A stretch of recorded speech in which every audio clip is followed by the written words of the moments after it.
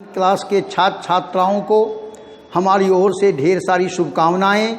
आपकी स्वस्थता, आपकी समृद्धता, आपकी गंभीरता और सामाजिक दूरी के प्रति मैं शुभकामना देते हुए सचेत भी कर रहा हूं कि वर्तमान समय में आप अपने आप को जो बचा लोगे वह सिकंदर हो जाओगे। आज के परिवेश में जीना एक हार्ड टास्क है और इस टास्क को करते हुए अपना सुध-बुध रखते हुए माता पिता, घर परिवार के श्रेष्ठ जनों का आदर भाव करते हुए बच्चों को सामाजिक दूरियों से बचाकर रखते हुए विद्यालय प्रबंधन के लिए भी अपनी अलग सोच रखते हुए आपको एक अहम भूमिका निभाने का समय है।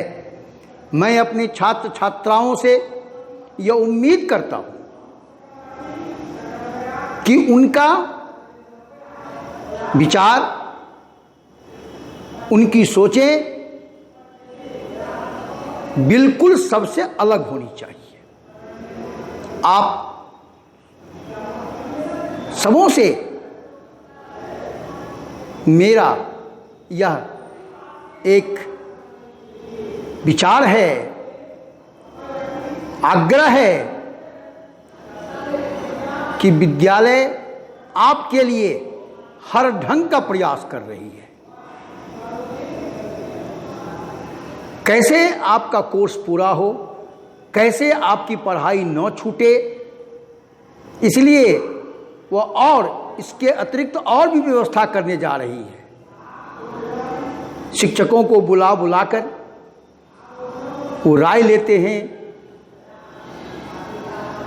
इसलिए आपका ये फर्ज बनता है कि आप भी विद्यालय के लिए कुछ सोचें, सब कुछ करें। आवश्यकता सबको होती है। आप किसी सरकारी स्कूल के छात्र छात्राएं नहीं हैं, आप स्वतंत्र विद्यालय के छात्र हैं और जिसका सब कुछ आपकी सेवा पर ही निर्भर करता है। आप अच्छे होंगे, आपका विद्यालय जो शहर का एक सर्वोत्कृष्ट विद्यालय है, मैं आग्रह और आशा भी करता हूं कि इससे आगे मुझे कहने का मौका नहीं देंगे। विद्यालय शुल्क निश्चित समय पर अवश्य ही भुगतान कर देंगे। वैसे मैं आपको यह कहने के लिए नहीं उपस्थित हूं क्लास में, मैं आपसे आग्रह किया हूं, आदेश नहीं दिया हूं। आज मैं आप लोगों को जो क्लास में भेजा हूं पीडीएफ में, वह लहासा की ओर जो कहानी है, यात्रा वृत्तांत है, उससे जितने भी महत्वपूर्ण बहुवैकल्पिक प्रश्नोत्तर होंगे वो मैंने आपको चुन करके भेज दिया है। उसका उत्तर भी अंत में लिख दिया है।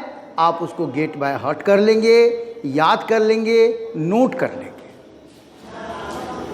आज मैं आपके समक्ष उपस्थित हूं कृतिका, जो एक पूरक पुस्तक है जिसमें आपको 3 चैप्टर्स पढ़ने हैं। एक है मेरे संग की औरतें, दूसरी है रीढ़ की हड्डी और तीसरी है माटी वाली। हाफ ईयरली एग्जाम में आपको एक पढ़ना है मेरे संग की औरतें।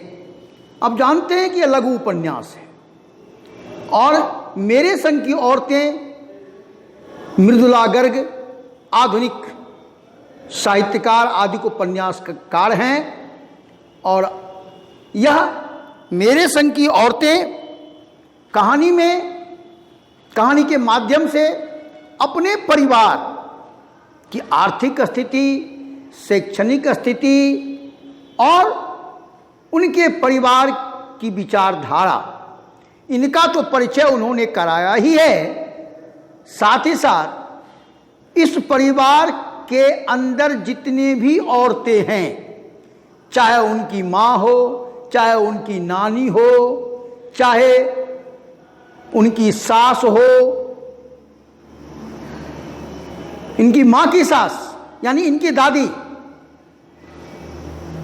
ये सभी औरतें किस किस विचारधारा की है और उस विचारधारा से उनकी किस प्रकार की सोचों की झलक मिलती है, इसे बड़ा ही सुंदर, रोचक, आकर्षक और पठनीय ढंग से प्रस्तुत किया है। इसके लिए हम सभी मृदुला गर्ग को धन्यवाद देते हैं।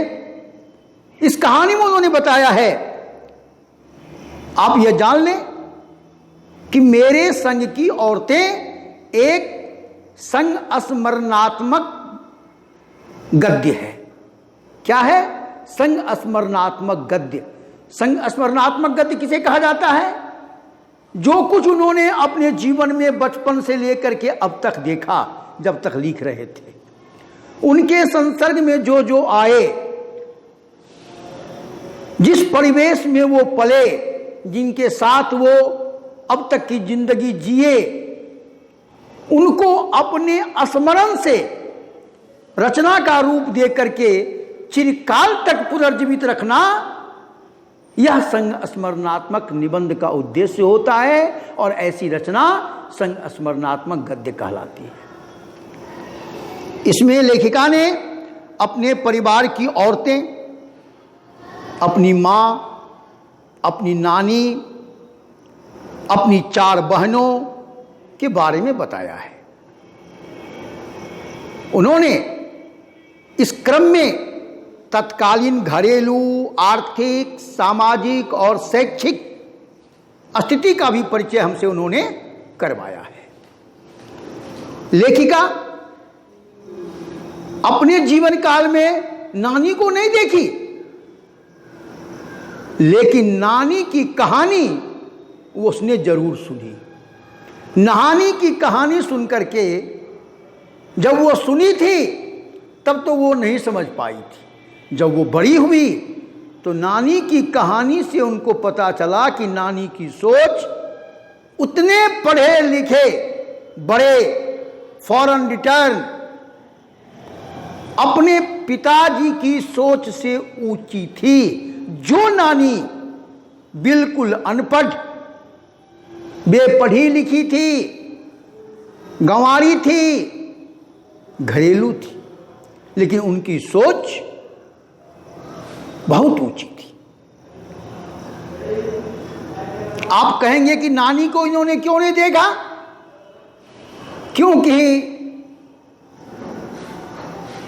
जब तक मृदुला गर्ग की मां की शादी होती तब तक नानी मर चुकी थी। शादी तय करवा दी और नानी मर गई, कैसे देख पाती? वो तो नानी की कहानी मां के मुंह से सुनी। उनकी नानी परंपराओं को मानने वाली थी, परंपरागत नारी थी, अनपढ़ पर्दानशी महिला थी। जब उनकी नानी की शादी हुई थी तो शादी के तुरंत बाद उनके नाना वकालत पढ़ने, बैरिस्ट्री पढ़ने बिलायत चले गए और कैम्ब्रिज विश्वविद्यालय में उन्होंने 4 वर्षों तक बैरिस्ट्री की पढ़ाई की। जब वे वहां से लौट करके आए तो उनमें पूर्णतया अंग्रेजियत समाया हुआ था। धोती, कुर्ता, पायजामा सब भूल गए, फुल पैंट, सूट, टाई और चम्मच से भोजन करना, हर वक्त दोस्तों के बीच जुटे रहना, केवल अपना ही ख्याल करना। लेकिन इनके पिता बहुत पढ़े लिखे थे, गांव समाज में दूर दूर तक काफी नाम था। कहीं भी कोई सुन लेता था तो लोग इनका कद्र करता था। लेकिन अंग्रेजियत सांचे में ढलने के बावजूद भी जब वो विलायत से लौट करके आए तो इनकी नानी ने उनके व्यक्तिगत जीवन में कभी दखलंदाजी नहीं किया। अपने ढंग से उन्होंने जीना शुरू किया। उन्होंने कभी भी अपने पति के समक्ष अपनी इच्छा का इजहार नहीं किया। कभी भी नहीं। पति के मन में जो होता था वो करने देती थी। जब उन्होंने देखा कि मेरी मृत्यु काफी निकट है और मेरे पति जवान हो गई बेटी के प्रति बिल्कुल चिंतित नहीं है, तो उनको डर हुआ कि अगर जीते जी मैं इसकी शादी किसी अच्छे भारतीय संस्कृति से सराबोर किसी भारतीय युवक से नहीं करवाया तो ये हमारी बेटी को भी अंग्रेजी संस्कृति में ढाल देंगे। इसलिए उन्होंने, जो औरत कभी भी किसी दूसरे पुरुष का मुंह नहीं देखा तो केवल अपने पति का मुंह, चार दीवारी के अंदर रहना, कभी बाहर नहीं निकलना। उसने एक दिन अपने पति को बुलाया और कहा कि आप अपने मित्र प्यारे लाल शर्मा को बुलाइए। प्यारे लाल शर्मा कौन थे? आजादी की लड़ाई के दीवाने थे और इनके बहुत ही खास मित्रों में से आते थे। इनके पति यानी इनके नाना दंग हो गए कि जो औरत आज तक किसी दूसरे पुरुष की चर्चा नहीं की, आज अचानक प्यारेलाल शर्मा के नाम क्यों ले रही है। इस पर बहस करना उसके नाना भी अच्छा नहीं सोचे। क्या बात है, आप उनसे क्यों मिलना चाहते हैं, ऐसा प्रश्न उन्होंने भी नहीं किया। तुरंत प्यारेलाल शर्मा जी को बुलाया गया और प्यारेलाल शर्मा, उनके मित्र आए, मित्र को रूम में बैठा दिया और कहा, उस वक्त जो उनकी नानी कही प्यारेलाल शर्मा से, उसे सुन करके उनके पिताजी दंग रह गए। क्या कहा? उन्होंने कहा कि मुझे आप वचन दीजिए क्योंकि मेरी मृत्यु काफी निकट है। मुझे वचन दीजिए कि आप मेरी बेटी की शादी किसी आजादी के दीवानों से करवाएंगे जो सच्चे भारतीय होंगे, जिसके रग रग में भारतीयता झलकती होगी। मैं इन पर यकीन नहीं कर सकता। बेरोक टोक कहने में कोई भय नहीं उनको हुई और उसने कह दिया और वचन ले लिया। पिताजी भी कोई विरोध नहीं किए और ऐसा ही हुआ। प्यारेलाल शर्मा ने भी, उस वक्त ICS की परीक्षा होती थी, ऐसे मेधावी छात्र जो आजादी के लड़ाई के दीवाने थे, छात्र नेता थे, उनसे उनकी शादी करवा दी।